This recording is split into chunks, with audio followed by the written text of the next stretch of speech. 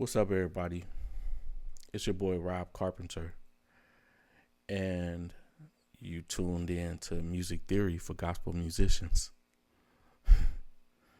I decided to create this channel because I've seen to where, and I guess my own personal testimony, growing up as a church musician, I experienced a lack of like hands-on training. I didn't necessarily, at least starting out for the first um, 10 to 15 years of playing, my influences was the chords my mother showed me and the direction that my grandfather wanted to guide me in. So there was a lack of formal training, not necessarily from a spiritual standpoint, but from a musical standpoint. Um, it wasn't until I was in my I was a good 2 decades into playing for churches and whatnot before I realized that, hey man, you got to play in different keys. You got to be able to, maneuver in different atmospheres and arenas. And so, it was just a lack of like formal training. Everything I would learn would be, you know, um, like the School of Hard Knocks, when you playing with a choir and they modulate modulate to a whole nother key, but you stuck in this one key. So I've since been able to study music. I studied with the Berklee College of Music. Um, I've had various music teachers along the way, and because of my love for music, I was able to research and find out different things. So as I get older, I see another line of musicians coming up behind me, and I see that same story just playing out. They got a love for music, but there may be a lack of understanding, and it's not just in the music auxiliary. I see it in a lot of different auxiliaries. I see it in the prosthetic auxiliary, in the gifts that's given to the church. A lot of times it's a lack of training in that area. So you may have a thirst and you may want to move in that arena, but because of a lack of training and a lack of knowledge, it's either not acknowledged, or we move in that arena, in that space, but it's not really understood, and we're moving in a way that's not conducive for that gift to flourish. So because of my background in music theory, this is not like a channel that's gonna give you the fattest chords. I'm not that musician. I'm not the musician that I do love music. I love music. I love everything. I listen to different genres of music. I really love music, but my approach to sacred or gospel music is a little bit different. And over my viewing of trying to find studying YouTube videos, I don't see a lot of videos that kind of direct our musicians to the sacred aspect of being a musician in church. I mean, we know praise breaks. We got the spirit part. But it's a little bit different than being a secular, musician. Shout out to all the musicians that gig. This is not I had the most respect for musicians that could balance the two, sacred and secular. I understand that there are plenty of musicians that's how they put food on the table. I get it, and I totally understand. And if I was gifted in that area, I can't say that I wouldn't be doing the same thing. But my lane is more so from a spiritual standpoint.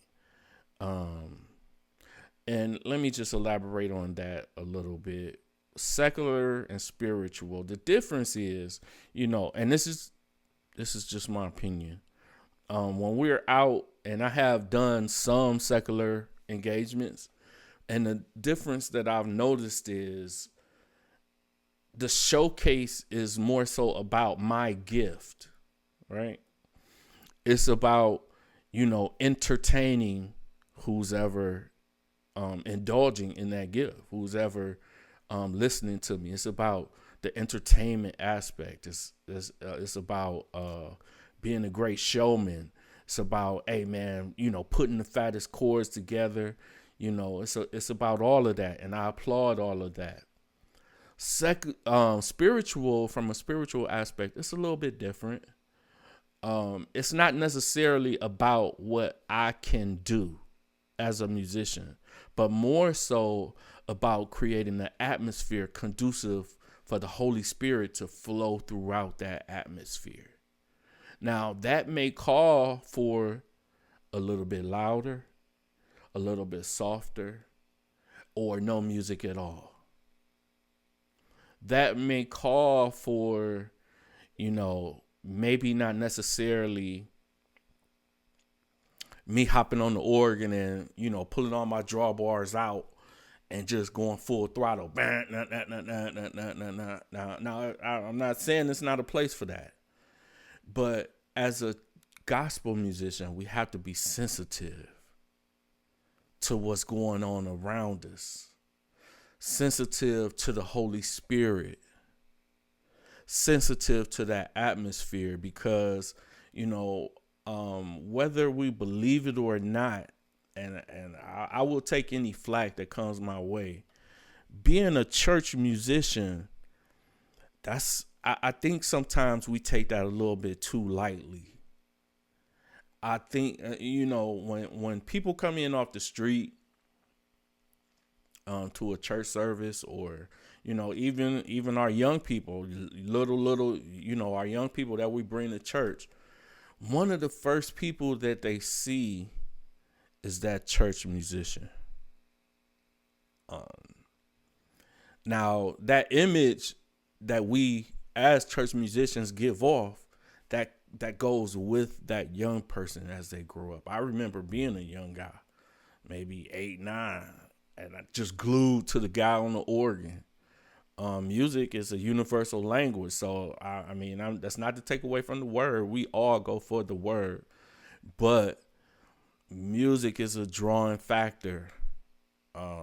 So my point, and I'm not gonna belabor the time, but my point is that we have to understand the importance of that role.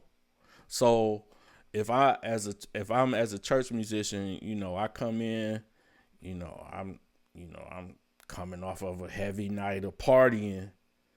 What that says to that young person is, man, he's good and he smell like liquor, but he's good though. And that I'm not nobody's judge, but that is the image that we give that young person, or that person that comes in off the street. I'm a fashionable guy. I like fashion. But there's a level of I can't think of the word right now, but say like I like sunglasses, I like Ray-Bans, I like nice hats and whatnot. But when it comes to the the spiritual environment, I have to strip myself of that, because it's not about my fashion sense in that area. And I've seen a trend to where where nowadays as musicians, we coming in the house, we got our hats on, we directing the choir in shades, and if that's what works for your ministry, that's what works for your ministry. Again, I'm not a judge. My thing is, for what is sacred should be sacred.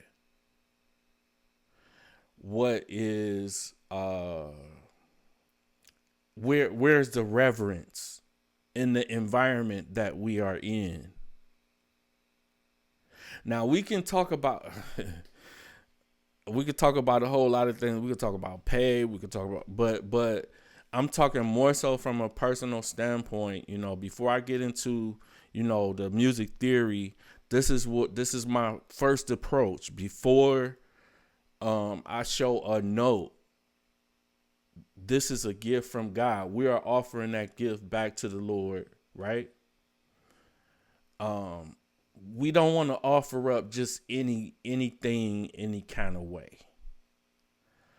I'm not saying it's a dress code, or I'm just saying we got to reverence the capacity that we are serving in, right? So with that being said, I'm gonna give off some tips, but more so from a music theory standpoint, why chords work, and especially as it pertains to gospel musicians. It's not gonna be a lot of blues or R&B or neo soul. Although sometimes you can apply some of the principles to across genres, you can apply them. But I'm coming from a more so gospel sacred standpoint. A lot of times I've been reached out to by pastors, young musicians. Man, what can I do to keep my service going? It's hard to find a good musician for sure. But if you have a desire to play, if you have a desire for God, if you have a love for God, if you want to serve in the kingdom in that capacity, I'm gonna give you some things that will allow you to do that. This is not a competition. And music is a type of thing to where I'm still learning myself. But what I can do is share what was given to me. So, if you're ready, let's go.